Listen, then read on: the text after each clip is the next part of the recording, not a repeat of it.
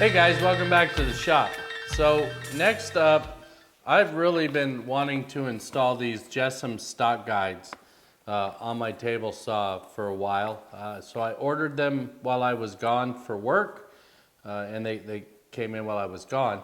And now I'm finally getting around to putting them in. This is the track for the stock guides. And I'm sure you guys have all seen this system before, so I'm not going to dive too much into detail on the actual system, but more about how I went going about installing it. Like I said, this is the track, and this track is intended to be bolted down directly to the fence on the table saw. And I was just never a big fan of that.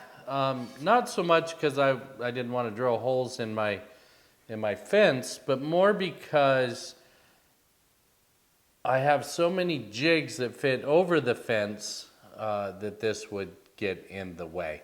So I did some YouTube research, just like all of you do, and there's a few people out there that are literally attaching them to a piece of wood and holding them down with the magnets.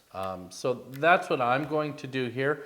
Now I've already installed this one, and I'll show you some pictures of how all this goes together, because it's really not terribly difficult.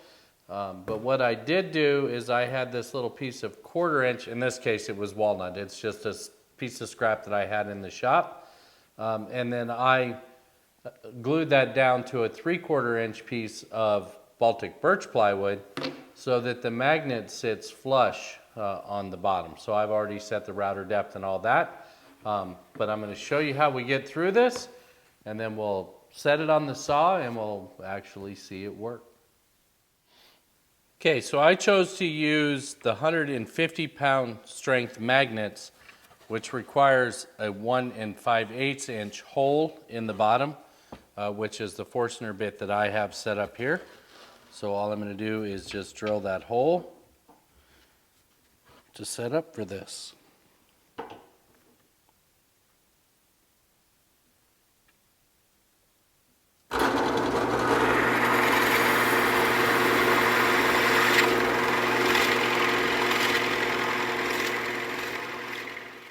So with that hole drilled, I'm going to drop this guy in, and I'm going to set it, you know, as square to the stock as I can, but I'm not real worried about it. This is shop furniture, so it's functional more than it is pretty.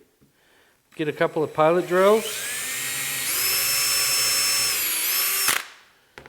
and I'm just going to run a screw into it to hold it in place.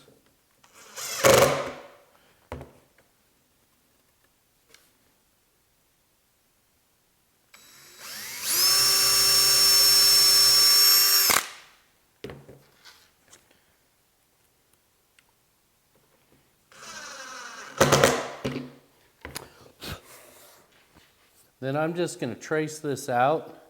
I'm using a white pencil on this one just because it's walnut and it's easier to see.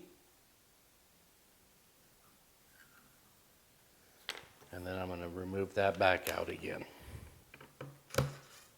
Okay, so next up you can see my lines here, and I've already set the depth on this small little 1/4 inch spiral bit in my trim router. And I'm just going to freehand this out. Frankly, like I said, it's shop furniture. If it's got a couple little gaps, I'm okay with that.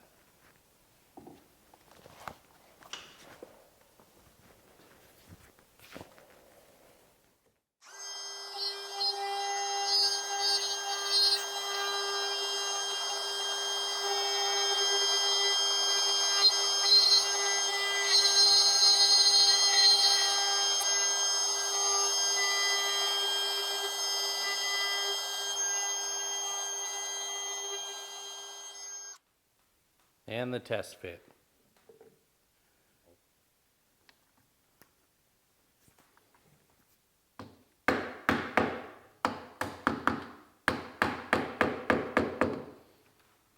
I could live with that.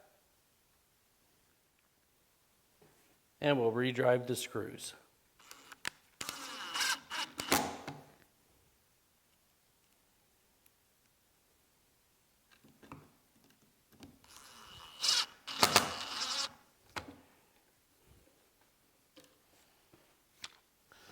Okay, so there it is. It's all set up. My fence is locked in, and this is rock solid.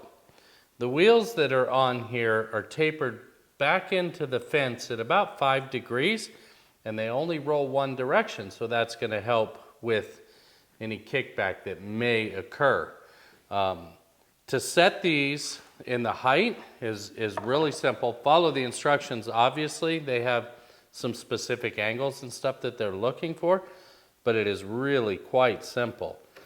Loosen the knurled knob, set your stock under this outside portion, not the wheel, this outside portion, and let it set right down on that portion and lock the wheel in. And that's it.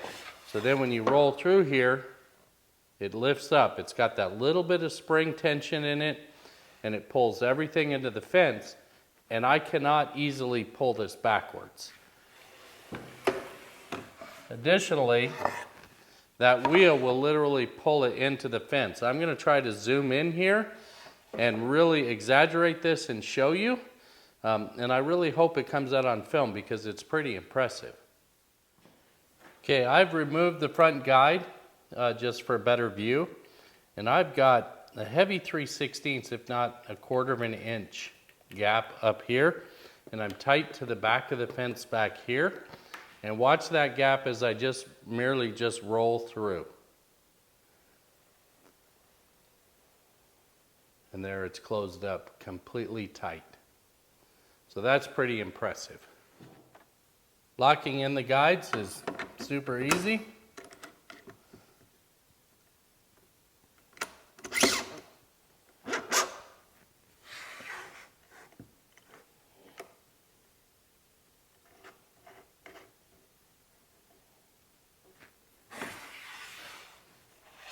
And now we're ready to cut.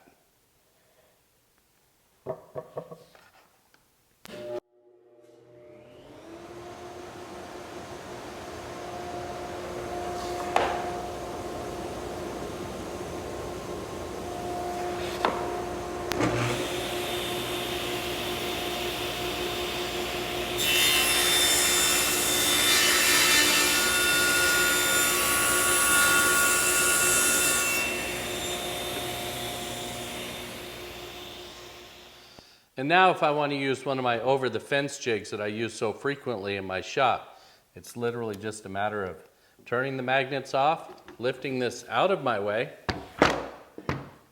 and putting my jig on. And we're right back in business for that.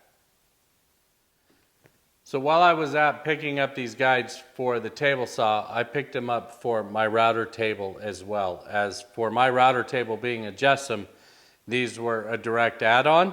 Literally just put them in, adjust them, and go. Well, there you go, guys. The Jessem Stock guides. What a fantastic piece of safety equipment to add to any saw or router table.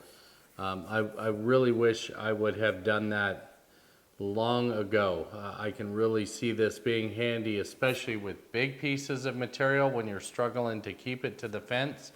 I think these are really going to be the cat's meow. And I don't know who came up with the idea of using the board and mounting with the magnets. I can't take credit for that. I did see it in a couple of different places, but that is also a fantastic idea.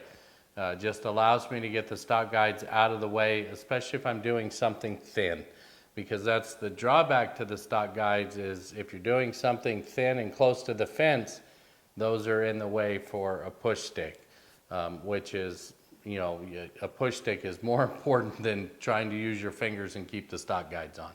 So some fantastic equipment. It is probably a little bit more expensive than some are used to, especially for safety equipment, but I think it's worth every penny.